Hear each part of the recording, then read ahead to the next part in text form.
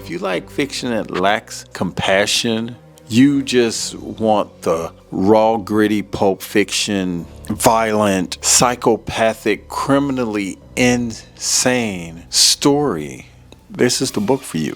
Aggregate what they can do with the Geek's team. Greetings and welcome back to my channel. My name is Brett and I'm glad you're back here for another video. I am reviewing Brother by Ania Ahlborn, and I have to tell you, don't read this book. I don't know a better way to say it. I'm gonna tell you like this. I'm a skeptic, okay? You cannot scare me, typically. Of course, there's The Exorcist, William Peter Blatty, 70, 71. Book was written in the early 70s, so The Exorcist, of course, that scared everyone. But this, I picked this book up from Borders about a week ago. I did a video about it and I was all happy. I was like, check out this new book I picked up from Borders, and it seemed good. I'm going by the table and I said, okay, Ania Ahlborn, Brother. Didn't know anything about the author and I didn't really care. I just wanted to get out of I was just happy to be out of the reading slump and just reading consistently. I'll put it like that. I shouldn't be embarrassed by this, but it's a little bit embarrassing. Okay, I did a read with me the first night. I picked up the book and I sat on this couch right here and I turned some pages and I started dozing off. I tried again. I started dozing off. After a few times of dozing off, and I just couldn't get through it, so I said, you know what? I'm going to pick this book up on Audible. And the first night I fell asleep reading this book, I had a dream that I was in my old home back in Chicago, and there was a series of plane crashes. Me and my brother were hiding under the house because the planes were coming down. And the dreams just got worse and worse and worse. That way, the more I listened and fell asleep with this book in my spirit, the worse my dreams became. I could not wait until the end. And of course, I could always just stop it. You know, I could always just stop it and say, you know what, that's it. I'm done. I can throw it in whatever pile I want because I'm an adult and I have the right to do these things. But I had to finish this story because anything that can trouble me so much deserves my attention. It got my attention, and I'm telling you, this book, main character's name is Michael.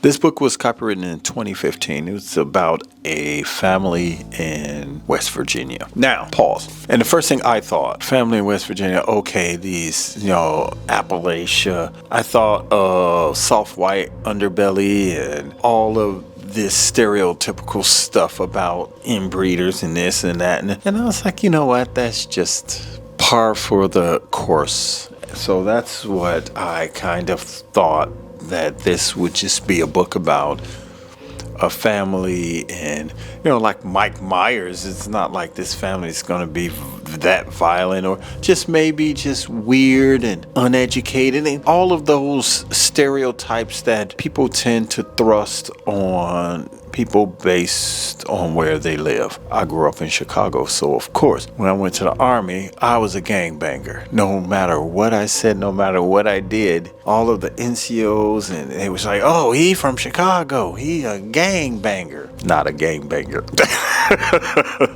But listen, this book took me on a ride. Just when I thought that I had the story down, I knew what was going to happen, here we go with another curveball and another curveball and another curveball. And to think about these curveballs, they felt like they were being thrown at your face. Okay? That's how violent and disturbing the characters in this book was. Everyone from the father disturbed. The mother was one of the worst characters of all ever in a book that I've ever read. The brother, typical mean brother, sister, other sister. It was just, it went on. And this main character, Michael, he was no better. I'm telling you things that are that you're going to be able to pick up from the back. Matter of fact, in the spirit of fair play, let's read the back. All right. Pick up the book, Brett. Okay. I've read it once. Deep in the heart of Appalachia stands a crooked farmhouse miles from any road. The Marrows keep to themselves. When girls go missing off the side of the highway, the cops don't knock on their door, which is a good thing, seeing as to what's buried in the Marrows' backyard. But 19-year-old Michael Marrow isn't like the rest of his family. He doesn't take pleasure in the screams that echo through the trees. Michael pines for normalcy, and he's sure that someday he'll see the world beyond West Virginia. When he meets Alice, a pretty girl working at a record shop in a small nearby town of Dahlia, he's immediately smitten. For a moment, he nearly forgets about the monster he's become. But his brother, Rebel, is all too eager to remind Michael of his place. There's so many things that I can't tell you about this book because everything fits together like a puzzle, but it was very well written. The imagery is there. I mean, the timing is spot on. The narrator did a great job. He was perfect for this type of story. This is one of those books. I would never read this book again. I would never read a book by this author. I don't plan on even reading a book by this author again. It was a bit much. If you're looking for that violent American fiction, this is your book. This book has your name written all over it. If you like fiction that lacks any compassion, I'll put it that way. If you like fiction that lacks compassion, you just want the raw, gritty pulp fiction, violent, psychopathic, criminally insane story, this is the book for you. This is definitely the book for you. It's not the book for me. If I had to rate this book in terms of the product itself, not the effect that it had on me, because I cannot sit here and say that this book was terrible when me being the skeptic was scared to death. I didn't even want to read it. I didn't want to listen to it. I didn't want any parts of it. You know, this book sent me scampering into a corner. This book had me and I'm still weirded out by it. You know, it's not like I'm thinking somebody's in the house. It's not that kind of weirded out. It's that I felt it's my spirit unsettled, completely unsettled. This book brought me to the end of myself. I was just unhinged. You know, it was a family full of psychopaths, and for an author to take this particular story in this particular place and normalize those extreme levels of violence is creative. It's masterful. You can't deny it. I cannot deny this author's work. So finally, I will give this book 3.5. 3.5 stars, and that's all I'm going to say about it. But I'm not going to spoil it. But I will say there are a lot of plot twists, a lot of revelations, and the drama in this book builds up to a definite bloody crescendo. Okay. In other news, I received a comment. I can't find it right now. I do apologize, else I'll shout out your name. But someone asked me and I think it was in response to the 5,000 books, started unboxing books, and asked me if there was a fire, hypothetical question, if there was a fire or something of that nature, and I had to take 3 books with me, which ones would I take? So I'm taking on that challenge, and I do have the 3 books that I would take. And I'll start off with this one, an original copy of Roots by Alex Haley.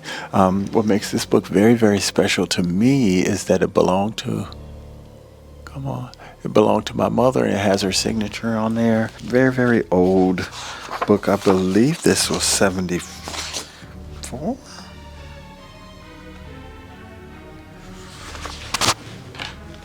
This book was 76. I said 74. And no, it's precious to me because it belonged to my mother, and it's the only book that I know of that has her signature in it. And I do keep obituaries and things of that nature, family related stuff in here. So yeah, this is one of the books that I would take with me. The second book is this book, which is actually a lot older. This is like a turn of the century stuff. This is complete works of William Shakespeare. Check this out.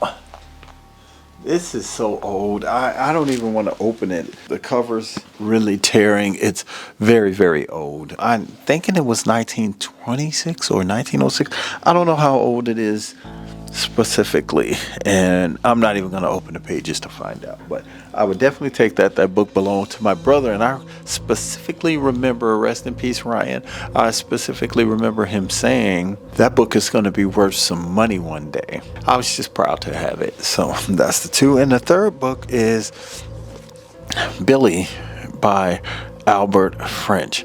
I read this book many, many years ago when it first hit the shelves in paperback. Didn't have the copy of it anymore. I left some books somewhere and she didn't give them back. So, so it's gone. But this book was a very moving, very touching story. It is and has remained my favorite book. It's my favorite book. I love this book. And if I don't have this copy, I will get another one. You know, if I see another copy of this somewhere in paperback, I would pick it up. Albert French is one of my favorite authors. I have other books by Albert French, but Billy is the first book that I read by Albert French. It's his most popular work, and I just loved it. I always recommend it to people. So there you go. Those are the three books that I would be reaching for in the event. Since I don't have a checkbook, I would say my pocketbook. But yeah, those are the three books that I would definitely try to grab in the event this place catches fire and I have to run out. You know, I don't keep them in the safe. I do have a safe, but I don't keep them in the safe. Okay,